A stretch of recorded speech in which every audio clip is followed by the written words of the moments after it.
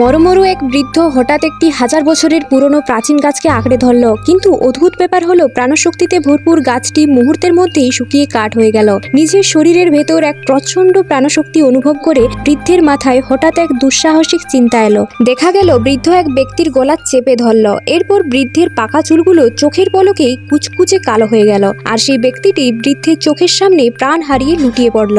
শরীরের এই পরিবর্তন ধরে রাখার জন্য বৃদ্ধের আরো অনেক মানুষের প্রাণের প্রয়োজন ছিল, তাই সে দ্রুত নিজের পার্সোনাল ক্লিনিকে ছুটল। গতকাল যে বৃদ্ধকে মৃতপ্রায় দেখাচ্ছিল, আজ তাকে সবার সামনে একদম টকবকে যুবকের মতো দেখাচ্ছে। সেখানে উপস্থিত সবাই অবাক হয়ে গেল। বৃদ্ধ তখন ধীর পায়ে এক ইন্টার্ন ডাক্তারের দিকে এগিয়ে গেল। এর পরের দৃশ্য দেখে হাসপাতালের সবাই ভয়ে পাপড় হয়ে গেল। কেউ কিছু বোঝে ওঠার আগেই সে পরবর্তী পদক্ষেপ নিল। সে বৃদ্ধটি কয়েকজন নিরীহ মানুষের প্রাণ শুষে নিয়েছিল। সে এখন পুরোপুরি 18 বছরের এক টকবকে যুবক হয়ে গিয়েছিল। তার মেয়ে তাকে দেখে অবাক হয়ে জিজ্ঞাসা করলো, তুমি আসলে কে?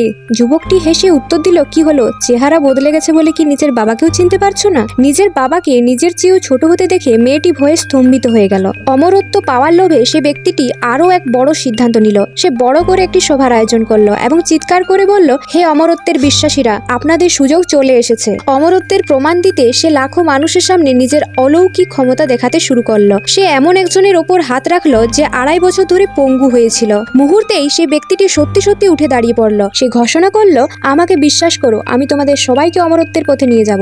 উপস্থিত সবাই এখন তাকে অন্ধভাবে বিশ্বাস করতে শুরু করলো। মনে হচ্ছিল সে তার জীবনে সাফল্যের চূড়ায় পৌঁছে গেছে, কিন্তু লোভের কোনো শেষ নেই। আরো শক্তিশালী হওয়ার নেশায় সে সরাসরি একটি ইলেকট্রিক ট্রান্সফরমারের হাই ভোল্টেজ তার খালি হাতে ধরে ফেলল। উচ্চ ভোল্টেজের বিদ্যুৎ যখন তার শরীরের মধ্য দিয়ে প্রবাহিত হতে শুরু করলো, তখন তার আনন্দের হাসি যন্ত্রণায় রূপ নিল। চরম লোভের পরিণতিতে সে মুহূর্তেই একটি ছোট্ট ভ্রূণে পরিণত হয়ে গেল। আর এভাবেই গল্পের সমাপ্তি ঘটল।